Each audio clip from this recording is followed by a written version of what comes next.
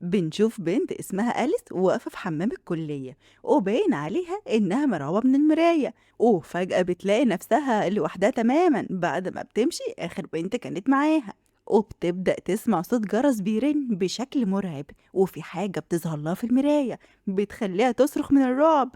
بعدها بنشوف ليندا رايحة المستشفى لجوزها علشان تعزمه على العشاء، ولكن كيم بيطلب منها تيجي معاه علشان يوري لها أليس اللي جابتها الإسعاف وهي في حالة شلل كامل، وبيشرح لها بالبلدي إن البنت دي اتخضت لدرجة إنها كانت هتموت من الخوف، ومع إنه بيأكد إن مفيش حد شاف اللي حصل بالظبط، بس اللي سمعوها قالوا إن آخر كلمة نطقتها قبل ما تفقد الوعي هي ماري الدموية. وبنعرف من كلامها إن ماري الدموية دي أسطورة بتقول إنك لو وقفت قدام المراية وناديت اسمها ولفيت حوالين نفسك هتطلع لك شبحها من المراية وتخضك لحد ما تموت. فهنا ليندا بتقرر طبعا تروح تقابل دكتور هان علشان تسأله عن حوار الأسطورة دي، فبيقول لها إن الأخبار انتشرت من الصبح وبقت ترند وكله عايز يجرب طقوس ماري الدموية، وبيفهمها إن الحوار بدأ من سنة تقريبا لما موقع متخصص في الكلام عن الأساطير دي ظهر فجأة، والموقع ده بيأكد على إن الشخص أول ما تظهر له ماري هيفضل في حالة شلل لا بيتكلم ولا بيتحرك، وماري كل يوم هتظهر له لمدة 4 أيام لحد ما يتجنن ويموت في اليوم الرابع، وبيوريها عداد تنازلي موجودة على الموقع لل4 أيام الباقيين في حياة أليس. فبترجع ليندا على المستشفى وبتتحايل على أصحاب أليس اللي اسمهم سيلا وسون علشان تتكلم معاهم، وبتسألهم لو حد سمعها بتقول مريض دموية فعلا قبل ما تفقد الوعي، بس البنات بيبقوا باين عليهم مخبيين حاجة وبيتهربوا من سؤالها، فبتسألهم لو في حد قريب من أليس مات الفترة دي، فسون بتقول لسيلا بصوت واطي هي سمعت الصوت ولا ايه، فليندا بتسألها صوت ايه بالظبط، لكن سيلا بتغلوش بسرعة وبتطلب من ليندا تسيبهم في حالهم وبتطردها. بعدها هان بيعدي عليها، ولما بيعرف إنها مش مصدقة الأسطورة بيشرح لها إن من 150 سنة كان في بنت مراهقة اسمها ماري فجأة ماتت بسبب المرض وأهلها دفنوها في حديقة البيت، وكانت العادة في الزمن ده إن هما يربطوا حبل في إيدها من ناحية والناحية التانية يربطوا بجرس فوق الأرض علشان لو صحيت ترن الجرس، ولما صحيوا تاني يوم لقوا الجرس مقطوع وفهموا إن ماري صحيت في القبر لكن محدش أنقذها وماتت مخنوقة، وكده عندها سبب منطقي يخلي روحها ما توصلش للنور، بس لينتا بتركب الأحداث في دماغها وبتربط كلام صاحبة أليس في المستشفى عن الصوت والجرس اللي بيرن قبل ما ماري تظهر، وبتأكد لهان إن شافت شبح فعلا في أوضة أليس، بس مش مصدقة إن شبح من القرن اللي فات يجي يلعب البنات دول كده من غير سبب، وبتبقى مقتنعة برضه إن الموضوع يخص أليس تحديدا. على الناحية التانية في الجامعة بنشوف ولد قاعد مع سون وبيتكلموا عن الأسطورة وبيفضل يستظرف ويكرر اسم ماري، فسون بتطلب منه ما ينطقش الاسم ده تاني وبتمشي وبتسيبه، وفجأة بتحس بحركة مرعبة حواليها فبتركب الأسانسير بسرعة وبتبدأ تسمع نفس صوت الجرس بيرن، فبتنادي وهي بتعيط على حد يساعدها، ولكن أول ما الأسانسير بيفتح بتصرخ برعب، وبيحصل معاها نفس اللي حصل مع أليس. بعدها ليندا وهان بيروحوا للمكان اللي لقوا فيه سون، وبيعترف هان هو كمان انه ما بقاش عنده اسباب تخليه يشك في الاسطوره، بس ليندا بتفكره انها بتشوف الاشباح لكن الناس التانية لا، فازاي سون واليس شافوا الشبح.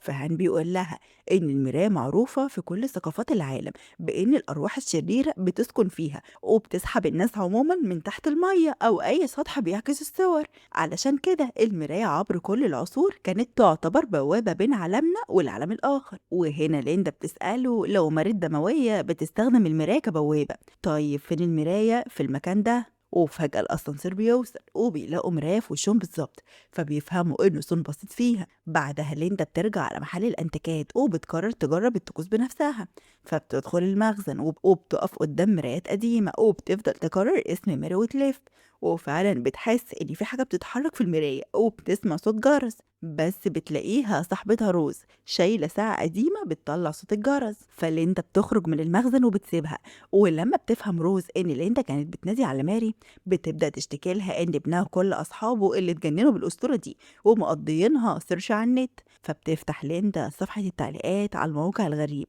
وبيلفت نظرها تعليق مكتوب من شخص رمزه SA بيقول فيه بطلوا بقى مين تاني اللي لازم يتأذي علشان تتعلموا، فليندا بتدخل على قائمة أصدقاء سون وبتعرف إن اس ايه دي هي نفسها سيلا البنت اللي قابلتها في المستشفى وادعت إنها ما تعرفش حاجة.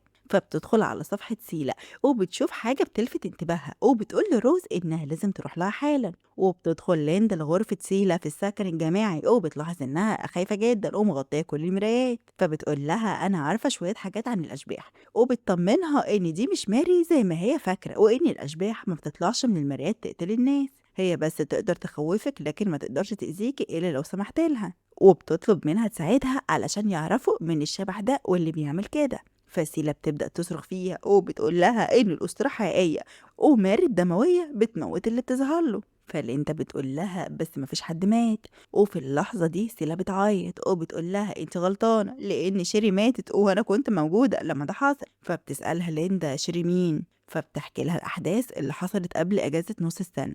وبتقول لها إن شيري كانت شريكتهم في السكن وكانوا بيتكلموا عن الأسطورة وأليس كانت مهووسة جدا بالقصة خصوصا لما عرفت إن ماري الحقيقية كانت عايشة هنا في نفس المدينة وأهلها هم اللي أسسوا الكلية دي. فالتلاتة اتحدوا بعض يجربوا يستدعوها لكن ولا واحدة فيهم خدتها شجاعة. وفجأة لقوا شيري بتقول لهم إنها مستعدة تجرب وبتدخل الحمام تعمل الطقوس على نور الشمع والباقيين بيستنوها بره. ولما شيري نادت على ماري 3 مرات فجأة الجرس رن وظهرت لها ايد عليها دم من وراها. فجت لها نفس الصدمة ودخلت في غيبوبة وماتت بعد 4 أيام. وبتوضح سيلا إن الجامعة غطت على الموضوع وقالوا إنها خدت جرعة زيادة من المخدرات. والبنات قرروا ما يحكوش لحد.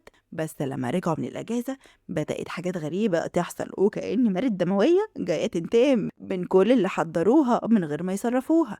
ولما بتخلص سيلا كلام بتقوم طاردة ليندا بره الأوضة تاني. وتاني يوم الصبح كيم بيقول لليندا إن كل المعلومات اللي قالتها سيلا عن شيري صح وإنها اتنقلت للمستشفى في حالة غيبوبة وماتت بعد 4 أيام بسكتة قلبية ومضاعفات. وبيشرح لها إن الخوف الشديد فعلا ممكن يقتل الإنسان عن طريق اندفاع الهرمونات والمواد الكيميائية للقلب. والمشكلة إن العداد التنازلي على الموقع شغال وعمال يقل قصاد صورة أليس وسوني اللي مرميين في المستشفى ومفيش أي سبب طبي واضح لحالتهم. وفجأة بيفكرها بكلام مامتها عن طاقة الظلام اللي موجودة في البلدة دي. فبتقوم ليندا رايحة الأرشيف البلدية علشان تدور عن سجلات ماري المدفونة وموظف الأرشيف الطهقان كالعادة بيرفض يساعدها وبيقول لها للمرة الألف إن مفيش سجلات بالاسم ده وشوفي مكان تاني. ولكن ليندا بتتمسك برأيها وبتقول له أنا داخلة أدور بنفسي. وهنا بيظهر لها شبح الموظف السابق العر صاحب جو وبيكشف لها التفاصيل الحقيقية المفقودة من الأسطورة. والحكاية إن الدكتور اللي أعلن وفاة ماري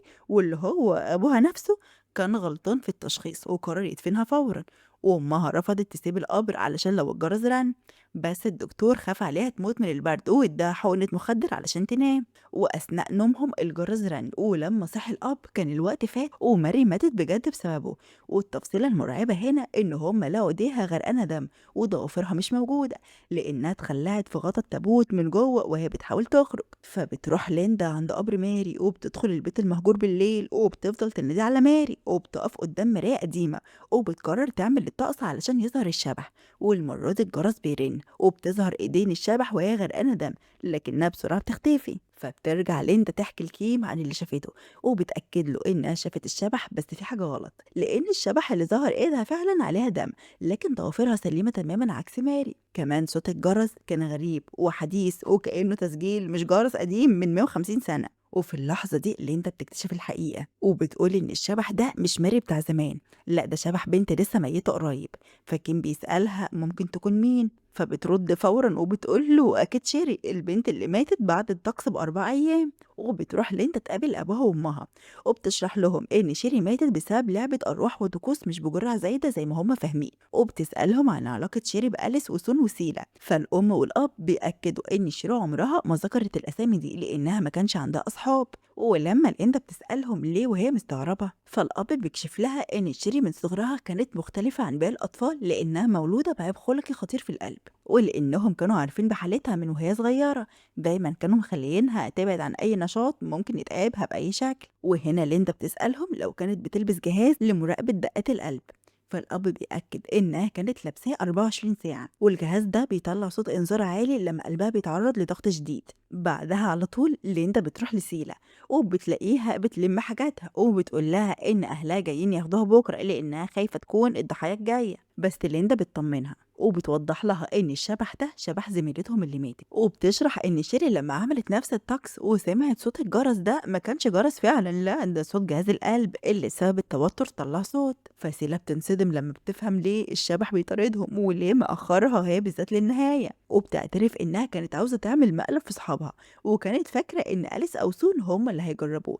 بس اتفاجئت بشيري الهادية هي اللي دخلت التجربة، فقررت تدهن ايديها احمر وتخوفها من غير ما الباقي يعرفوا. لكن صوت الجرس وحالة شيري خلتها تفتكر ان الشبح ظهر لها فعلا وما تعرفش ان البنت خافت وماتت بسببها. وهنا بتفضل سيلا تعيط لما بتستوعب انها تسببت في موت شيري من غير ما تقصد، فليندا بتهديها وبتقول لها انها كانت حادثة ودلوقتي لازم يخلوا شبح شيري تفهم ده علشان روحها ترتاح وتوقف انتقام. وبتسألها فين المكان اللي شيري ماتت فيه، فبتقول لها إنه حمام الدور في السكن الجماعي، وبتقف عند الباب من الخوف، فبتدخل ليندا الحمام تكلم شيري لوحدها وبتقول لها إنها عرفت خلاص هي مين وماتت إزاي بالتفصيل. بس شيري هنا بتخلي المية تغرق أوضة سيلا وبيظهر لها انعكاسها في المية، وفي اللحظة المناسبة بتخرج ليندا وبتقول لها إن سيلا وأصحابها ما كانوش يقصدوا فلازم تسيبهم في حالهم، لكن شيري بترد عليها وبتقول إن أهلها أول ناس لازم يدفعوا تمن الإهمال وبتختفي. فبتسأل سيلا لو كده خلاص ماشيت، بس ليندا بتعرفها إنه لسه وهي عارفة هتلاقيها فين، وبتروح لبيت ماري الدموية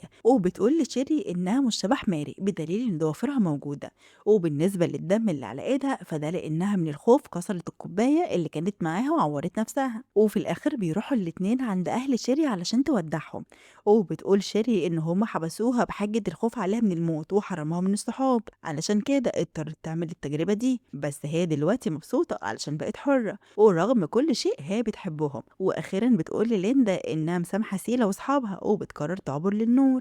وفي آخر الحلقة بنعرف إن أليس وسون فاقوا بعد ما شبح شيري اختفى، ولحد هنا بتخلص الحلقة.